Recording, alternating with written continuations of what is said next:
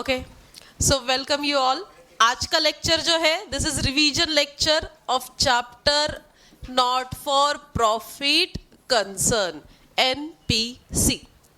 अभी not for profit concern ये company जो है, नॉट फॉर प्रॉफिट कंसर्न बोल दो, कंपनी बोल दो, इसका मतलब क्या है? ठीक है, अभी जैसे एज यू नो कि दो तरह के ऑर्गेनाइजेशंस होते हैं, एक ट्रेडिंग ऑर्गेनाइजेशन और एक नॉन ट्रेडिंग ऑर्गेनाइजेशन। अभी ट्रेडिंग ऑर्गेनाइजेशन मतलब क्या? जो ट्रेड कर रहे हैं, राइट? ट्रेडिंग ऑर्गेनाइजेशन जो ट्रेड करने के लिए बने। अभी क्या, किस चीज का? तो गुड्स वहां पर क्या किए जा रहे हैं? एक तो बाय करना, सेल करना, buying selling of goods, manufacture करो, बनाओ, उसको सेल करो, जितना सेल किया वहां से उतना प्रॉफिट अर्न करो। तो मेनली ट्रेडिंग ऑर्गेनाइजेशन का मोटो जो होता है is to earn profit, right?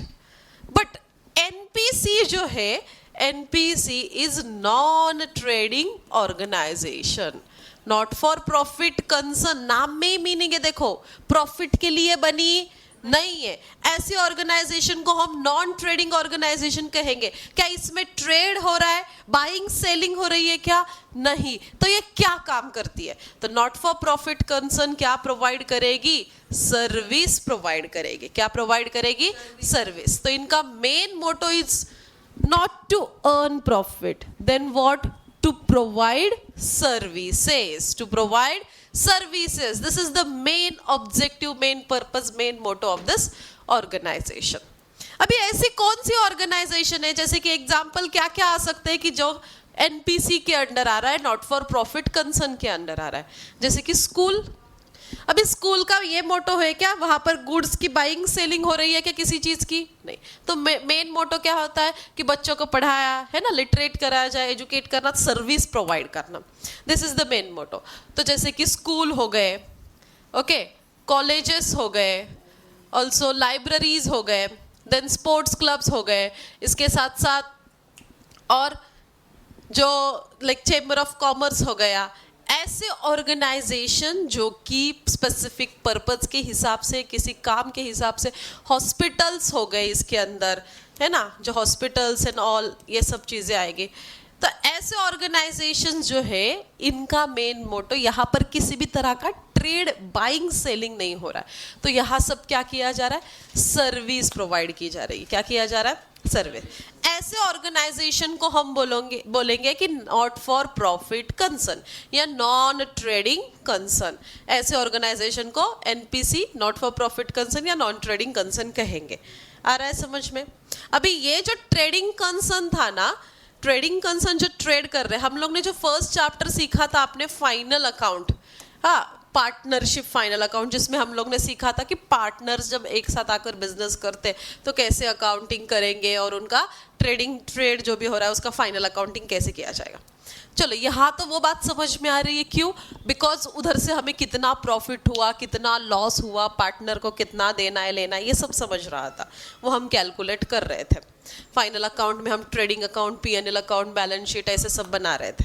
But अभी ये जो कंसर्न है नॉन ट्रेडिंग कंसर्न, ये तो प्रॉफिट के लिए बनी ही नहीं है। इनका main motto is to provide services. तो क्या यहाँ पर भी फाइनल अकाउंट किया जाता है क्या? नहीं। यहाँ फाइनल अकाउंट करेंगे क्या? नहीं। प्रॉफिट ही नहीं अर्न कर रहे तो प्रॉफिट एंड लॉस अकाउंट थोड़ी बनाएंगे। तो कौन से अकाउंट्स ये लोग प्रिपेयर करने के? क्या इनको भी अकाउंटिंग की जरूरत है? इनको भी अकाउंटिंग की जरूरत है एनपीसी को? यस, इनको भी अकाउंटिंग की जरूरत है। क्यों? बिकॉज यस कि इनका प्रॉफिट अर्न करना इज मोटो नहीं है, बट फिर भी क्या होता है, जहां पर लाइक सर ऑर्गेनाइजेशन को चलाना, स्कूल हो, कॉलेज हो, हॉस्पिटल हो, स्पोर्ट्स क्लब हो, लाइब्रेरी हो, है ना, एक्सेट्रा, ऐसे जो भी ऑर्गेनाइजेशन है उसको अगर रन करना है तो वहां पैसा चाहिए। अगर पैसा आ रहा है तो वैसे खर्चे भी तो हो रहे हैं, मतलब कहीं से पैसे आ रहे, इनकम हो रहा है, तो वैसे एक्सपेंडिचर भी तो हो रहा है। और ये जो है ये पब्लिक के लिए काम कर रहे हैं। किसके लिए काम कर रहे हैं? पब्लिक के लिए। तो इनको पब्लिक को तो जवाब देना पड़ेगा ना कि कहाँ पैसा कहाँ से आया, कहाँ गया, कितना बचा, कितना लिया, कितना दिया, ये तो रखना चाहिए ना। इनको अपने बुक कीपिंग रखने चाहिए, रिकॉर्ड्स रखने चाहिए, है ना। तो इसीलिए इनको भी अकाउंटिंग करना जरूरी है। किसे? नॉट फॉर प्रॉफिट कंसर्न को। अभी एनपीसी जो अकाउंटिंग करेंगे वो कैसे करेंगे? किस तरीके से अकाउंटिंग किया जाएगा, इसमें कौन से अकाउंट्स बनेंगे, तो यहाँ पर ना 3 तरह के अकाउंट्स बनाए जाते हैं।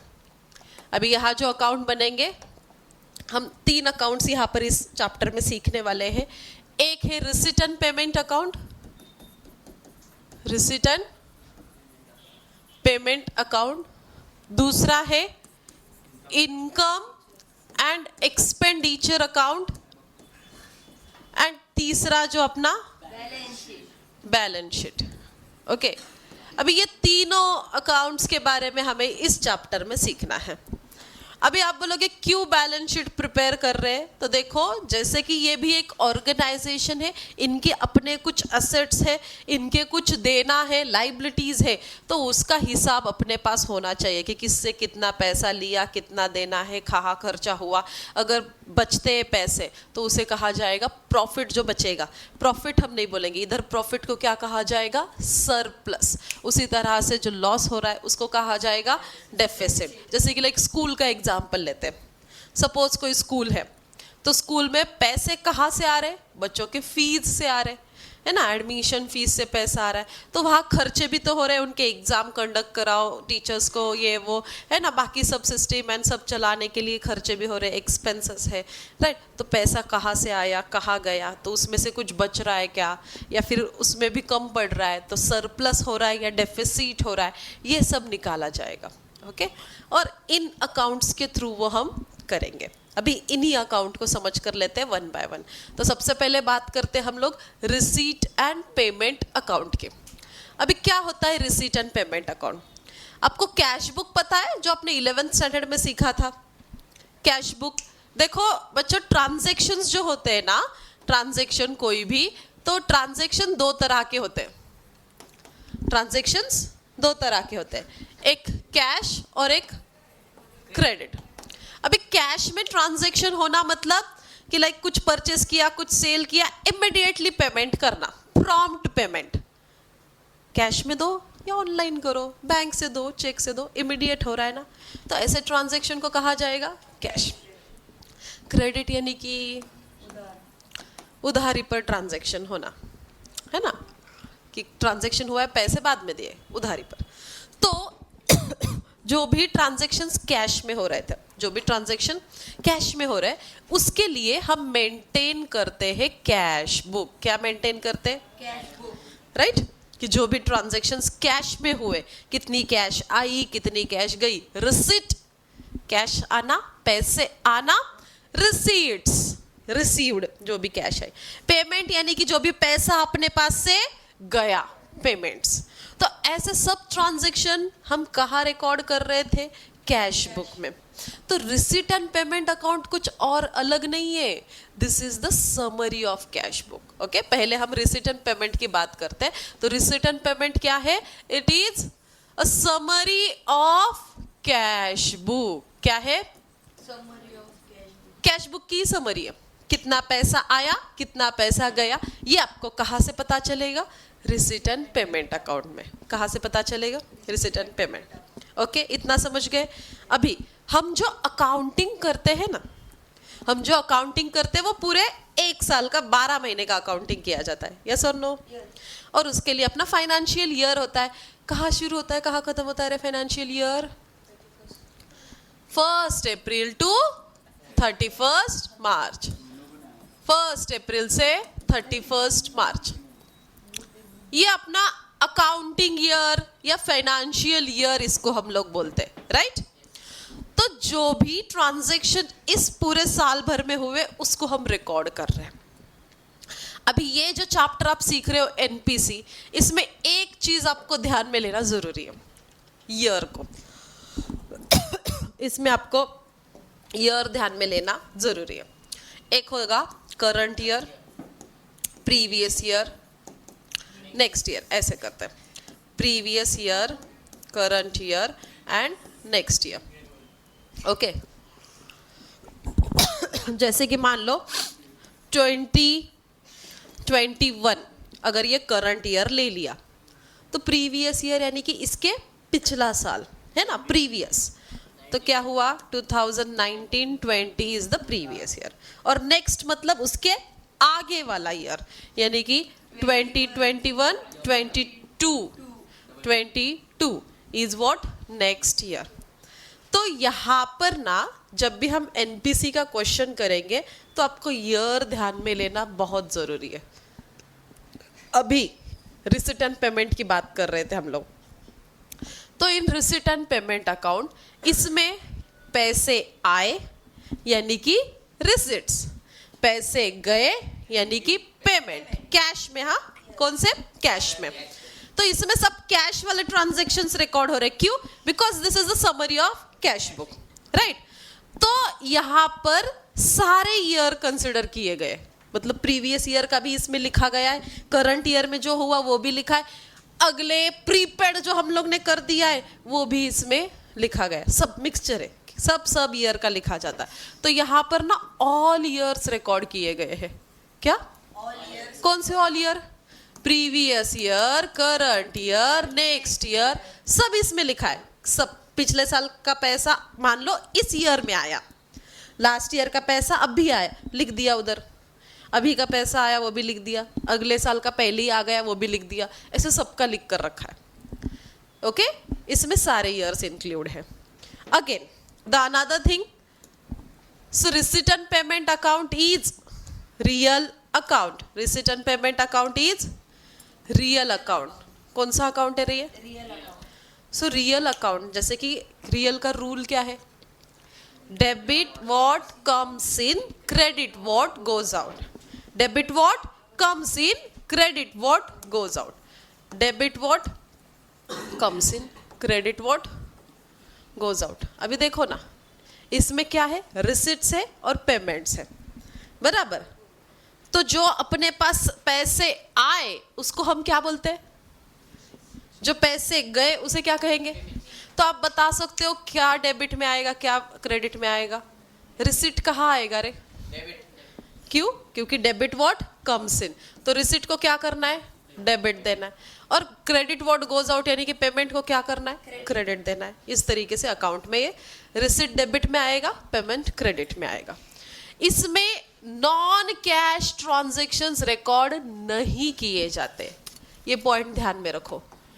नॉन कैश ट्रांजैक्शंस रिकॉर्ड नहीं किए जाएंगे, ओनली कैश वाले ट्रांजैक्शंस रिकॉर्ड किए जा रहे हैं।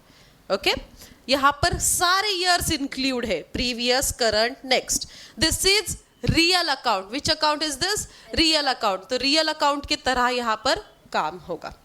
अगेन अभी ये जो रिसिट एंड पेमेंट अकाउंट है ना, इसको ओपनिंग बैलेंस और क्लोजिंग बैलेंस होगा। कौन सा balance? Opening and closing balance. It has opening balance as well as closing balance. अभी ओपनिंग बैलेंस मतलब ईयर के शुरू में अपने पास कितना कैश था, है ना, एंड में कितना बैलेंस कैश का बचा, वो हमारे पास रहेगा। तो क्लोजिंग बैलेंस जो है ना, वो हम एसेट में आगे ट्रांसफर करते हैं। ऑल्सो इस अकाउंट के बारे में अभी यहाँ जो चीज़ें रिकॉर्ड होती है, मतलब इसमें जो लिखा जाएगा, ऑफ कोर्स कैश बुक की समरी लिखी जाएगी, लेकिन जो ट्रांजैक्शंस या फिर जो एक्सपेंडिचर होते हैं ना, इनकम जो होते हैं ना, वो दो, उसका नेचर दो टाइप का होता है। देखो, एक होता है कैपिटल एक्सपेंडिचर और एक होता है रेवेन्यू एक्सपेंडिचर। वैसे ही एक होता है कैपिटल नेचर का इनकम और एक होता है रेवेन्यू नेचर का इनकम। अभी ये क्या है थोड़ा वो समझ कर लेते हैं। सी, एक कैपिटल और यहां हम करेंगे रेवेन्यू। इनके बीच में डिफरेंस क्या है? कैपिटल जो कि लॉन्ग टर्म के लिए है, कैपिटल जो कि लॉन्ग टर्म के लिए, और रेवेन्यू शॉर्ट टर्म के लिए। ओके, अभी कैपिटल जो है ना, वो बार बार ऐसे कैपिटल, पहले हम एक्सपेंडिचर की बात करें तो कैपिटल एक्सपेंडिचर मतलब ऐसे खर्चे जो लॉन्ग टर्म के लिए किए गए हो, जो एक बार किया तो बार बार करने की जरूरत नहीं है। जैसे कि लैंड परचेस करना, बिल्डिंग परचेस करना, मशीन परचेस करना। अभी ये एक बार ली तो हर महीने लेना पड़ेगी क्या रे? नहीं ना। तो फिर ये कैसा है? Which is non recurring in nature. कैसे है? नॉन रिकरिंग मतलब बार बार होने वाला, रिकरिंग यानी कि बार बार होने वाला। तो ये जो कैपिटल एक्सपेंडिचर रहेंगे ये रहेंगे नॉन रिकरिंग इन नेचर। कैसे है? Non recurring. लेकिन वही अगर रेवेन्यू की बात करें तो जो कि शॉर्ट टर्म के लिए रेवेन्यू एक्सपेंस की बात करते हैं, तो रेवेन्यू एक्सपेंस ऐसा जो शॉर्ट पीरियड के लिए हो रहा है। ऑल्सो ये ऐसे खर्चे हैं जो बिजनेस को चलाने के लिए लगते हैं और वो बार बार हो रहे हैं, जो कि कैसे है? Recurring in nature. कैसे है? जैसे कि एम्प्लॉय की सैलरी देना। अभी एम्प्लॉय की सैलरी ऐसा है क्या आज दी तो फिर 5 साल के बाद, ऐसा है क्या? नहीं ना, उनको हर महीने देने पड़ेगी, नहीं तो कैसे आएंगे काम पे, है ना? तो एम्प्लॉय की सैलरी देना एंड ऑल, तो ऐसे एक्सपेंसेस जो बिजनेस को चलाने के लिए होते हैं, so which is recurring in nature, उसको कहा जाएगा रेवेन्यू एक्सपेंस। क्या कहा जाएगा? Revenue expense. ओके, इसके एग्जाम्पल क्या ले सकते हैं? जैसे कि जितने भी एसेट्स परचेस करना। कौन से assets? Purchase of fixed asset. कौन से एसेट? Fixed asset. जैसे कि जो लॉन्ग टर्म के लिए है एसेट, फिक्स्ड एसेट में अपना मशीनरी आ गया, बिल्डिंग आ गया, फर्नीचर आ गया, है ना, लैंड आ गया, ऐसे एसेट्स फिक्स्ड एसेट परचेस करना यानी कि कैपिटल एक्सपेंडिचर। ऐसा बड़ा खर्चा एक बार हो गया। ओके, और जो बार बार होने वाला छोटे छोटे खर्चे हैं, बार बार होते हैं, बिजनेस को चलाने के लिए लगते हैं, ऐसे एक्सपेंडिचर यानी कि रेवेन्यू एक्सपेंडिचर। जैसे कि एग्जांपल क्या आएगा रे? एम्प्लॉय की सैलरी देना या रेंट पे करना या वेजेस देना, ऐसे छोटे मोटे एक्सपेंस जो रेगुलर पीरियडिकली रेगुलर इंटरवल के बाद हो रहे। आया समझ में? This is what capital expenditure and revenue expenditure. अगर इसी की बात करें, इसी का उल्टा होता है इनकम। इसी का उल्टा है इनकम, कैपिटल इनकम, और दूसरा है रेवेन्यू इनकम। अभी हम खर्चे की बात कर रहे थे, अभी इनकम की बात करते हैं। अभी कैपिटल इनकम मतलब ऐसा पैसा जो हमें आ रहा है, इनकम पैसे आ रहे हैं बिजनेस के लिए। तो एक बार आया तो ऐसा नहीं कि वो हर रोज, हर बार या फिर हर महीने आ रहा है, उसकी गारंटी नहीं है। मतलब ऐसा नहीं क्या रेगुलर इंटरवल के बाद नहीं हो रहा है। जैसे कि लाइक पैसे आना, अभी हम एनपीसी की बात कर रहे हैं। किसकी? NPC, not for profit concern, जो सर्विस प्रोवाइड कर रही है। देखो रे, इनको इनकम कहाँ से आता है? पैसे कहाँ से आएंगे इनको? डोनेशन से पैसा आ रहा है, और सब्सक्रिप्शन से पैसा आ रहा है, और ये जो स्कूल में से एडमिशन की फीस से पैसा आ रहा है, एंट्रांस फीस से पैसे आ रहे हैं। तो ये उनका इनकम हो गया, सोर्स हो गए ना इनकम के। तो इसमें कैपिटल इनकम क्या है? जैसे कि डोनेशन। अभी डोनेशन ऐसा है क्या हर रोज मिलने वाला या हर महीने उस डेट पर मिलने ही वाला? ऐसा है क्या? फिक्स्ड नहीं है, राइट? हाँ, तो ये इनकम हुआ कैपिटल। क्या हुआ? Capital in nature. कैसा हुआ? जो कि लॉन्ग टर्म के लिए है, जो कि नॉन रिकरिंग इन नेचर है। और रेवेन्यू मतलब क्या? हर रेगुलर इंटरवल के बाद वो पैसा आने ही वाला है। जैसे कि सब्सक्रिप्शन, हर महीने को पैसा देना है ना, या फीस हर एक पीरियड के बाद फीस पे करनी है। तो ऐसे एग्जाम्पल हुए सब्सक्रिप्शन या entrance fees and all. Okay, तो ऐसे एग्जाम्पल हुए रेवेन्यू इनकम के। आया समझ में कैपिटल रेवेन्यू के बीच का डिफरेंस? हाँ, अभी ये मैंने क्यों बताया? Because receipt and payment account में जो इंक्लूड होगा ना, वो capital as well as revenue, दोनों टाइप के आइटम्स इसमें रिकॉर्ड हो रहे हैं। Okay, capital and revenue nature के सारे आइटम्स इसमें रिकॉर्ड हो रहे हैं। कैपिटल भी है एज वेल एज रेवेन्यू भी है। गेटिंग? आया समझ में? तो इसमें सभी तरह के नेचर के आइटम्स, कैपिटल नेचर के भी इसमें इंक्लूड है, रेवेन्यू नेचर के भी इंक्लूड है। हाँ, तो ये होता है पूरा रिसीट एंड पेमेंट अकाउंट के बारे में। अभी रिसीट एंड पेमेंट अकाउंट एक तरह से हमारे लिए क्या है, किसकी तरह काम करेगा? जैसे कि हम फाइनल अकाउंट प्रिपेयर कर रहे थे ना, तो ट्रायल बैलेंस के बेसिस पर हम फाइनल अकाउंट प्रिपेयर करते हैं, right?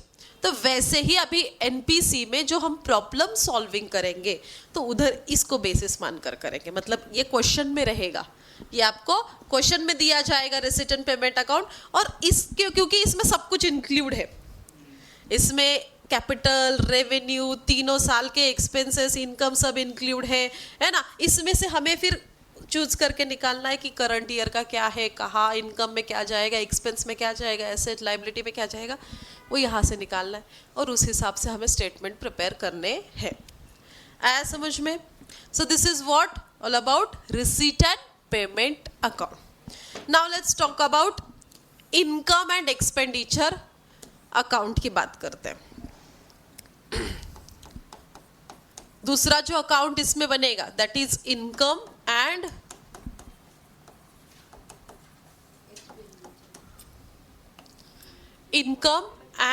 Expenditure account. Which account? Income and expenditure. अभी सबसे पहली बात तो इनकम एंड एक्सपेंडिचर जो है ना, this is nominal account. Income and expenditure कैसा है? Nominal account. ये है नॉमिनल अकाउंट। अभी नॉमिनल का रूल बोलो। नॉमिनल का रूल क्या है? Debit all expenses and losses, credit all income and gain. This is the rule of nominal account. इसका मतलब इसके डेबिट में क्या आ रहा है? सारे एक्सपेंसेस एंड लॉसेस। इसके क्रेडिट में क्या आ रहा है? सब इनकम एंड गेन्स हम यहाँ रिकॉर्ड कर रहे हैं। अभी देखो इनकम एंड एक्सपेंडिचर अकाउंट, इसके भी दो साइड है, डेबिट साइड, क्रेडिट साइड। अभी आप इस रूल के हिसाब से बताओ कौन डेबिट में आ रहा है, कौन क्रेडिट में आ रहा है? इनकम कहाँ आएगा? क्रेडिट में आएगा, है ना? Credit all income and gain. तो इनकम कहाँ आएगा? क्रेडिट साइड में आएगा। और एक्सपेंडिचर कहाँ आएगा? डेबिट साइड में। ये बात आ रही है समझ में? हाँ। So this one is the nominal account. The next चीज, अभी हम लोग ने जैसे रिसीट एंड पेमेंट में देखा कि इधर ऑल ईयर लिखे जा रहे, previous year, current year, next year. But income and expenditure में वैसे करना नहीं है। अभी इनकम एंड एक्सपेंडिचर अकाउंट क्या बता रहा है कि वो एनपीसी को कितना इनकम हुआ और कितना एक्सपेंस हुआ, ये बता रहा है। तो ये अकाउंट किसके जैसा है? ये account profit and loss account की तरह है। This is similar to profit and loss account. किसके जैसा है? जैसे वो कैश बुक की समरी थी ना, वैसे ये अकाउंट किसके तरह है? Similar to profit and loss account, जो पहले चैप्टर में आपने सीखा है उसके तरह है। ओके अभी ये अकाउंट जो है, जैसे वहां पर हम सभी तरह के ईयर्स रिकॉर्ड कर रहे थे, but this is very very important point ध्यान में रखना है। In income and expenditure account you have to record the transactions related to and only for the current year. कौन से ईयर के ट्रांजैक्शंस लिखने हैं? बस खाली करंट ईयर के ही लिखने हैं, only and only current year. ये बात ध्यान में रखो, मिस्टेक हो जाएगी नहीं तो, ठीक है? क्योंकि सब ट्रांजैक्शंस रिकॉर्ड करने नहीं है, उसमें से हमें चुन के बस करंट ईयर के ट्रांजैक्शंस रिकॉर्ड करने एंड करंट ईयर के ट्रांजैक्शंस ही यहाँ पर रिकॉर्ड करने हैं। ये बात ध्यान में रखो, ठीक है? Only and only current year के ट्रांजैक्शंस हम रिकॉर्ड करेंगे। गेटिंग आ रहा है समझ में? देन वहां जैसे ऑल ईयर थे वैसे यहाँ ओनली करंट ईयर। अभी यहाँ पर हमने देखा कि कैपिटल एंड रेवेन्यू नेचर के आइटम्स रिकॉर्ड किए जा रहे हैं, कैपिटल एंड रेवेन्यू नेचर के। तो in income and expenditure account we record only revenue nature के आइटम्स। कौन से? रेवेन्यू। अभी रेवेन्यू नेचर मतलब क्या? जो शॉर्ट टर्म के लिए है, रेगुलर पीरियड के बाद होने वाले हैं, विच इज रिकरिंग इन नेचर, ऐसे इसको कहा जाता है। रेवेन्यू एक्सपेंस हो या रेवेन्यू इनकम हो, ऐसी ही चीजें कहाँ रिकॉर्ड की जा रही है? In income and expenditure account. आ रहा है समझ में? गेटिंग? तो यहाँ हमें अगर मान लो कैपिटल का आइटम है तो यहाँ लिखेंगे क्या? इनकम एंड एक्सपेंडिचर पे नहीं। तो जनरली ये बात ध्यान में रखो, कैपिटल वाले जो आइटम्स होते हैं, कैपिटल नेचर के जो आइटम्स हैं, वो बैलेंस शीट में जाएंगे। कहाँ जाएंगे? और जो बचे हुए रेवेन्यू है, क्योंकि यहाँ तो दोनों है ना, तो कैपिटल कहाँ जा रहा है? बैलेंस शीट में।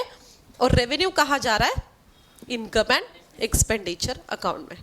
अभी जैसे इस अकाउंट को ओपनिंग बैलेंस, इस अकाउंट को क्लोजिंग बैलेंस था, किसको? रिसीट एंड पेमेंट को। वैसे इसको है क्या? नहीं। There is no opening and closing balance. There is no opening and closing balance. इसको कोई opening closing नहीं है. तो इसको क्लोज करने के बाद क्या मिलेगा?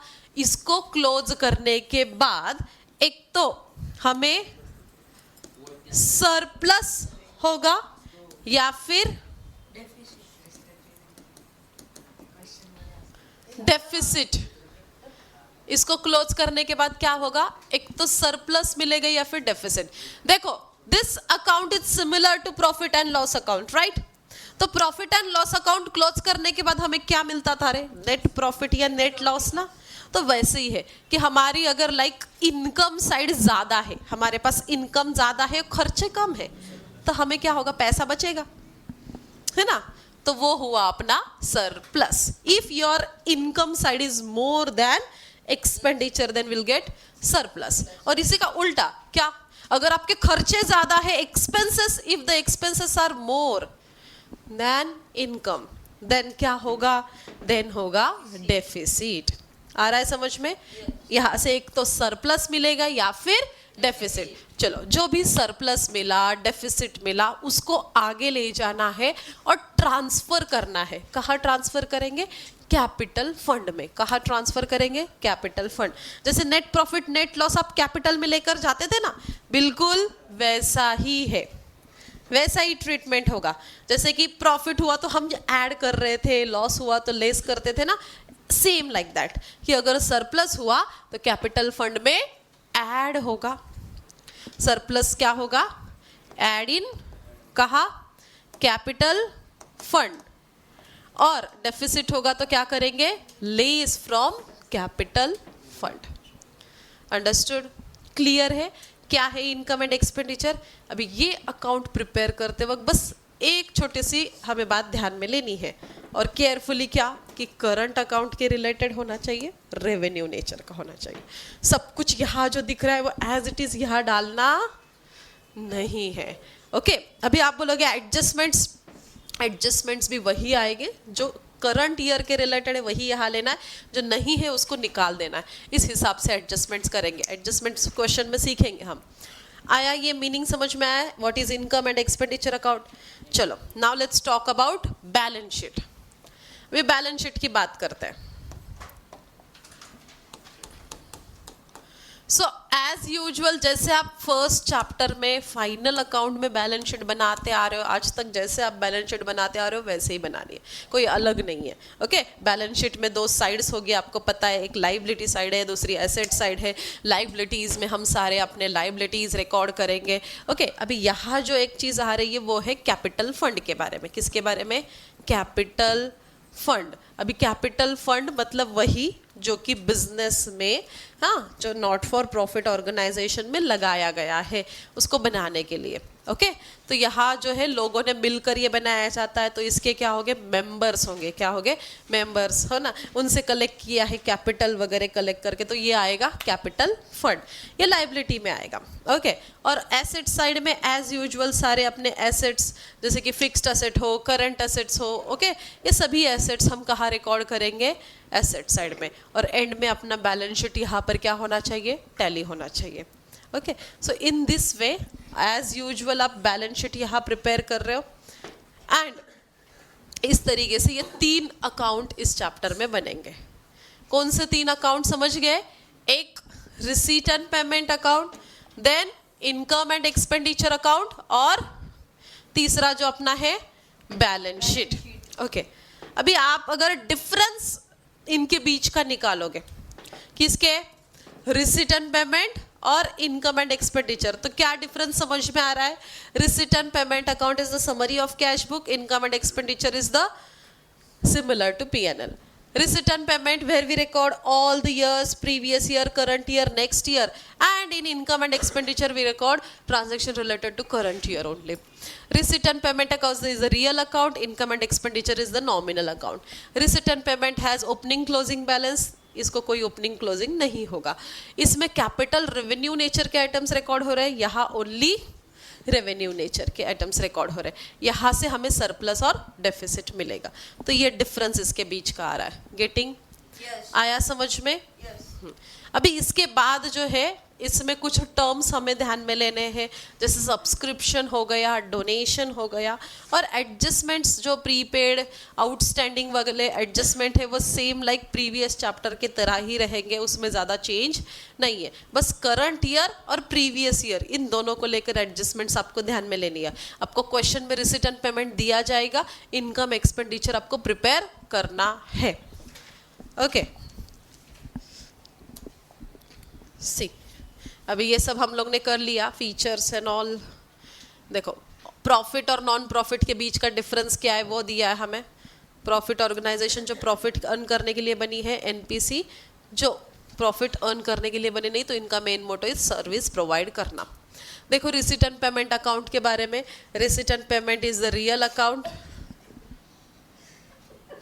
Then it's a summary of cash book. उसके बाद यहाँ पर all type of receipt, payment, revenue as well as capital record किए जा रहे हैं।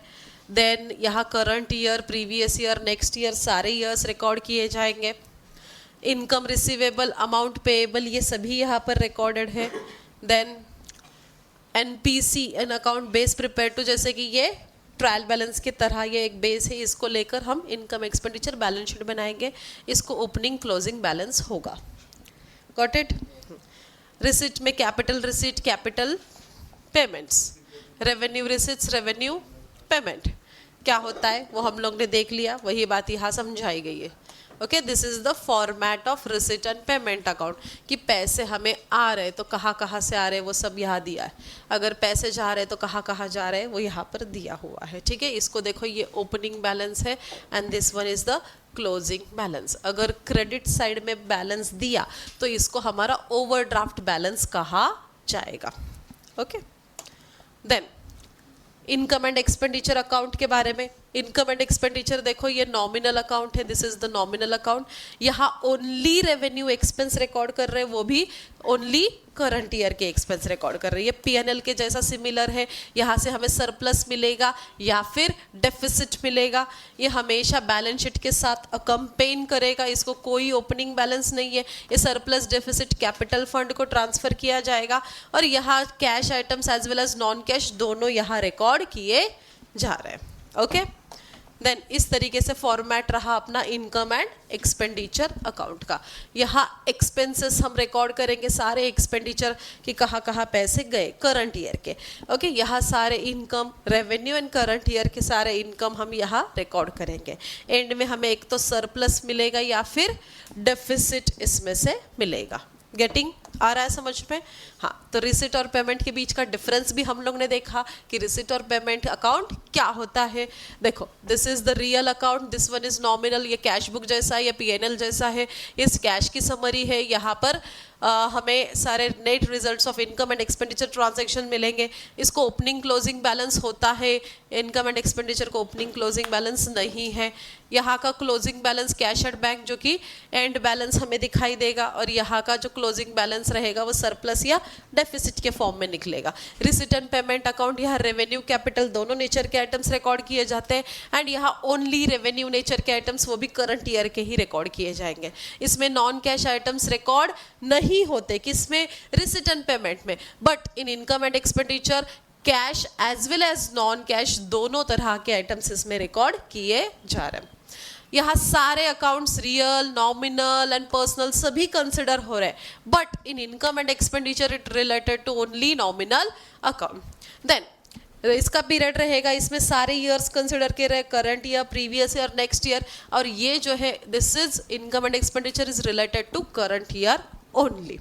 Balance sheet need not to necessarily accompany, balance sheet के साथ नहीं होता, बट इनकम एंड एक्सपेंडिचर किसके साथ अकम्पेन होगा? बैलेंस शीट के साथ अकम्पेन होगा। आया समझ में? देन उसके बाद हम लोग ने बैलेंस शीट के बारे में देखा। अभी balance sheet is as usual. Capital fund क्या होता है, यहाँ पर ये कॉन्सेप्ट भी हम लोग ने देखी। कैपिटल फंड मतलब क्या, कि जो भी मेंबर्स यहाँ पर क्रिएट कर रहे हैं कि फर्म को चलाने के लिए is created from capital income से क्रिएट किया जाएगा. ओके, एंड सरप्लस उसमें ऐड होगा, डेफिसिट उसमें से लेस होगा. तो ये बैलेंस शीट आपका एज यूजुअल, जैसे आप देख सकते हो यहाँ कैपिटल फंड दिया है, अगर जो जो पैसा आया तो डोनेशन, एंट्रेंस फीस, सरप्लस वो इसमें ऐड किया जाएगा. देन डेफिसिट हुआ तो लेस किया जाएगा. ये जितने भी फंड आपको दिख रहा है वो सब अपनी क्या है, लाइबिलिटी होती है. और बाकी एज यूजुअल लाइबिलिटीज यहाँ पर दी हुई है. एंड एसेट साइड में आप देख सकते हो fixed asset as well as current assets यहाँ आपको दिखाई देंगे. This is the balance sheet. Understood? Clear है? तो यहाँ हम लोग ने पूरा थेरोटिकल पार्ट और जो कॉन्सेप्ट्स थे जो नॉट फॉर प्रॉफिट कंसर्न में आपको समझ कर लेना जरूरी है वो यहाँ पूरे किए. किसी को कोई डाउट है इसमें? हाँ, अभी इसके रिलेटेड जो एडजस्टमेंट्स और इसके रिलेटेड जो क्वेश्चंस है वो हम अपने नेक्स्ट लेक्चर में करेंगे. Thank you so much.